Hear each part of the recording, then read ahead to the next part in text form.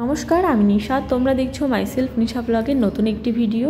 বর্ষাকাল মানেই কলমি শাকের সময়, তাই আজ বাজার থেকে কলমি শাক এনেছিল রান্না করার জন্য। শাকগুলো বাছতে বাছতে ভাবলাম এই কলমি শাক গাছগুলো যদি বাড়িতে চাষ করা হয় তাহলে খুব ভালোই হয়। তখন আমি শিকড় দেখে কতগুলো কলমি শাক নিয়ে চলে এলাম আমার ছাদ বাগানে চাষ করার উদ্দেশ্যে।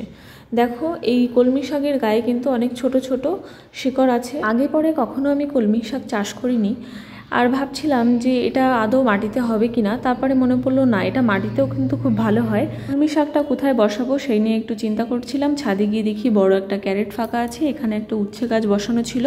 গাছটা আমি দুদিন হয়েছে উঠে ফেলেছি, তাই জায়গাটা ফাঁকা আছে। আর এই মাটিগুলো একটু শক্ত হয়ে গেছে বলে আমি এরকম একটা টুলস দিয়ে মাটিগুলো উর্বর করে দিচ্ছি, যাতে কলমি শাকের শিকড়গুলো খুব তাড়াতাড়ি মাটিতে ছড়াতে পারে।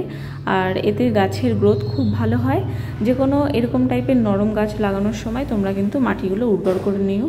আর এখানে উচ্ছে গাছটার দেখো শিকড়গুলো আমি এখন টেনে টেনে বের করছি। কলমি শাক চাষ করার জন্য আমি মাটিতে কি কি মেশাবো সম্পূর্ণই ভিডিওতে থাকবে, তাই ভিডিওটি প্রথম থেকে শেষ পর্যন্ত দেখার অনুরোধ রইল। খুব সহজেই এইভাবে তোমরা ছাদের এক কোণে কলমি চাষ করতে পারবে। তো ভিডিওটি দেখতে থাকো, ভালো লাগলে লাইক শেয়ার করে দিও আর চ্যানেলটি সাবস্ক্রাইব করে দিও। তো মোটামুটি আমার কিন্তু ভালো করে মাটিটা উর্বর করে নিয়েছি, এইভাবে দেখতেই পারছো। আর এখন জল দিইনি কারণ মাটিটা ভেজা আছে। খুব ভালোভাবে মাটিগুলো উর্বর হয়ে যাওয়ার পরে এখন এখানে মিশিয়ে দেবো আমি জৈব সার। এখানে কিন্তু গোবর সারও ব্যবহার করা যেতে পারে, এতে গাছের গ্রোথ খুব ভালো হয়। তো আমি তোমাদের এই ভিডিওতে দেখিয়ে দিচ্ছি খুব অল্প জায়গায় ও সহজ পদ্ধতিতে কিভাবে কলমি শাক ফলানো যায়।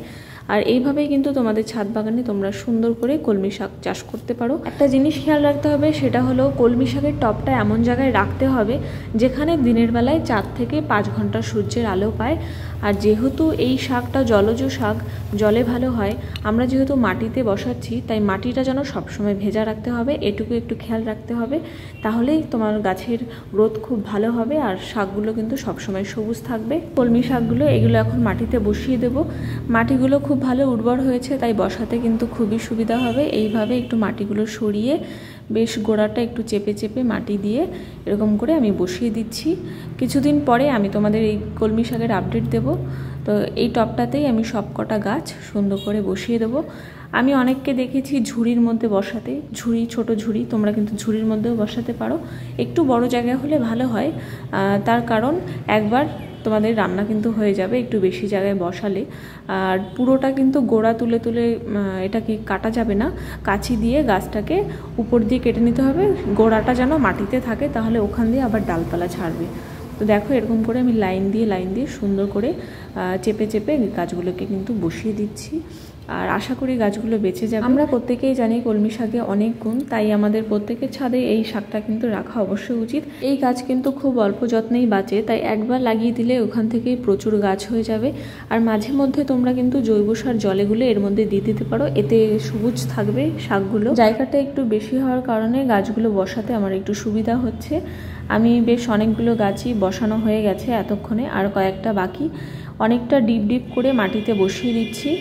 আর এই গাছটা একটু কেটে নিচ্ছি, তার কারণ হচ্ছে এই ডানটির এইখানটায় একটু শিকড় আছে, তাই আমি এটাকে কাছে দিয়ে একটু কেটে দিলাম, তাহলে দুটো গাছ হয়ে যাবে। তো এইখানে আবার একটু পুঁতে দিচ্ছি, এখান থেকেও শিকড় ছেড়ে দেবে খুব তাড়াতাড়ি। তো এইভাবেই কিন্তু তোমরা খুব সহজেই গাছগুলো কিন্তু চাষ করে নিতে পারো। আর আমার এই ভিডিওটি তোমাদের কেমন লাগলো তোমরা কিন্তু অবশ্যই কমেন্টসে জানিও। ভালো লাগলে অবশ্যই লাইক করে দিও, সাবস্ক্রাইব করে দিও।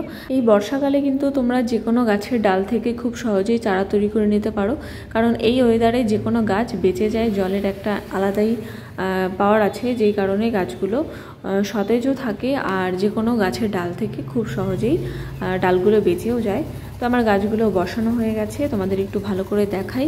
এই দেখো কত সুন্দর আমি গাছগুলোকে বসিয়ে দিয়েছি মাটি দিয়ে চেপে চেপে।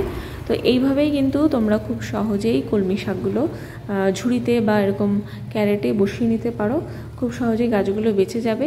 আর আজকের ভিডিওটি তোমাদের কেমন লাগলো অবশ্যই জানিও, ভালো লাগলে লাইক কমেন্ট করে দিও। তবে আজকের মতন ভিডিওটি এখানেই শেষ করছি, ভালো থাকবে, টাটা।